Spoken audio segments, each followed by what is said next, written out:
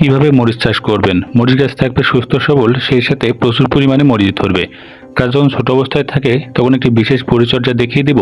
পরিচর্যাটি যদি করতে পারেন ছোট গাছে প্রচুর পরিমাণে মরিচ ধরাতে পারবেন। মরিচ গাছ দেখবেন বড় হলে পাতাগুলো কুঁকড়ে যায়, সেই সাথে মরিচের ফুলগুলি ঝরে পড়ে যায়। তো কিভাবে সেটা ঠিক করবেন? অর্থাৎ নিজ বাসায় ঘরোয়া পরিবেশে একটি ঘরোয়া কীটনাশক তৈরি করে দেখাবো। ঘরোয়া উপাদান দিয়ে সেটি যদি সঠিকভাবে গাছে ব্যবহার করতে পারেন, নিশ্চিতভাবে গাছের এই ফুল ফল ঝরে পড়া প্লাস গাছের এই সমস্যাগুলো থেকে আপনি মুক্তি পাবেন। পাশাপাশি মরিচ গাছে কি কি সার কিভাবে ব্যবহার করলে বা কি অনুপাতে দিলে গাছে প্রচুর পরিমাণে মরিচ ধরবে, আসলে আমরা দেখি। তো তার জন্য প্রথমে একটি পাত্র নিতে হবে ঠিক এরকম সাইজের, নিয়ে তার ভিতরে কিছু পরিমাণে পানি নিতে হবে। পানি নেওয়া হয়ে গেলে নিতে হবে একটি বড় সাইজের পেঁয়াজ। একটি বড় সাইজের পেঁয়াজ নিয়ে পেঁয়াজকে বেটে ঠিক এরকম পেঁয়াজের পেস্ট তৈরি করতে হবে। প্রশ্ন হচ্ছে পেঁয়াজের পেস্ট আমরা কেন নেব? পেঁয়াজের পেস্টে কি হয়? পেঁয়াজের রস ব্যবহার করতে পারলে গাছে প্রচুর পরিমাণে স্ত্রী ফুল থাকে। পাশাপাশি এই যে ফুল ঝরে যাওয়ার সমস্যা বা মরিচের ছোট অবস্থাতে ঝরে পড়ে যায়, এই ঝরে পড়া ঠেকানোর জন্য পেঁয়াজ খুবই কার্যকরী। আমরা অবশ্যই পেঁয়াজ ব্যবহার করতে হবে। সেক্ষেত্রে 2 থেকে 3 চামচ পরিমাণে পেঁয়াজের পেস্ট এর ভিতরে দিয়ে ভালো করে মিশিয়ে ফেলুন। মিশিয়ে একটি জায়গায় 5 ঘন্টার জন্য রেখে দিন। তার সাথে সাথে ব্যবহার না করে 5 ঘন্টা রেখে দিবেন। তারপরে আরেকটি পাত্র নিতে হবে ঠিক এরকম। এবারে ছাঁকুনির সাহায্যে ভালো করে পেঁয়াজের পেস্টে যে দ্রবণটি ভালো করে সেঁকে নিন। এর ভিতরে দিতে হবে হলুদের গুঁড়া।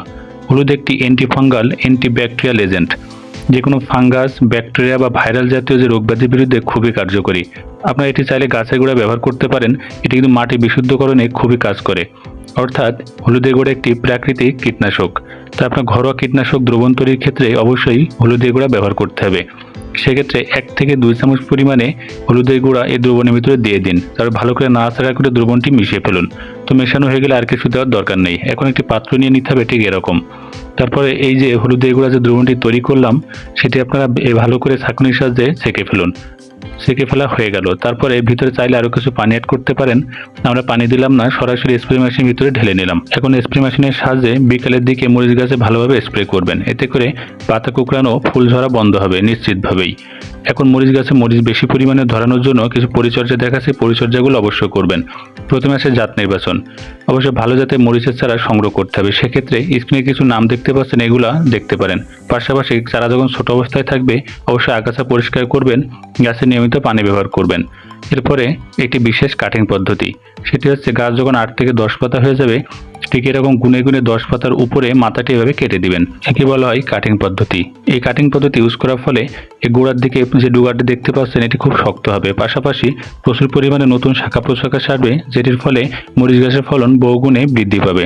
তো আমরা কি কি সার প্রয়োগ করবো আসলে আমরা দেখে নিই। তার জন্য প্রথমে আসছে ইউরিয়া সার। ইউরিয়া আমরা জানি নাইট্রোজেন সমৃদ্ধ একটি সার। খুব সামান্য পরিমাণ ইউরিয়া সার এর ভিতরে দিয়ে দিন। এর ভিতরে দিতে হবে ডিএপি।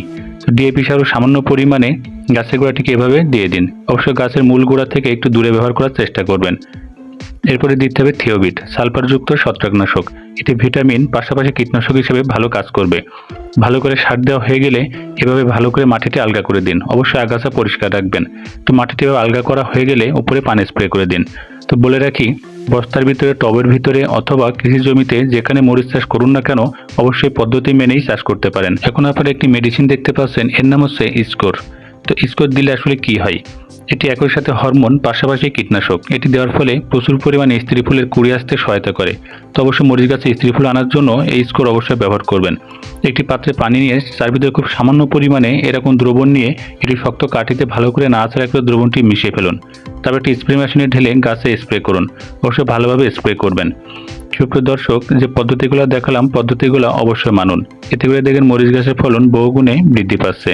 পাশাপাশি আরও একটা কথা বলে রাখি, মরিচ গাছে অবশ্যই নিয়মিত পানি ব্যবহার করবেন। এতে করে প্রচুর পরিমাণে মরিচ ফলবে।